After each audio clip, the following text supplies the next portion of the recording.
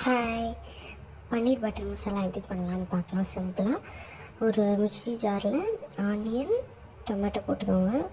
ஊற வச்சு கேஷ்யூஸ் நீங்கள் செய்கிற அளவு பொறுத்து மாறிக்கும். ஒரு 5லேருந்து 7 வரையும் போட்டு அதை நல்லா பேஸ்ட் பண்ணிவிட்டு ஒரு கடாயில் பட்டர் போட்டு அதில் ஜீரகம் போட்டு அதை நல்லா பொரிஞ்சோடனே இந்த பேஸ்ட் அதில் கொட்டி நல்லா அந்த பச்சை ஸ்மெல் போகிற வரையும் நல்லா கொதிக்க விடுங்க. அதில் வெறும் சில்லி பவுடர், மிளகாத்தூள் மட்டும் போடுங்க. லைட்டாக மஞ்சத்தூள் போட்டுட்டு கரம் மசாலா தூள் கொஞ்சம் போடுங்க. அவ்வளோதான்.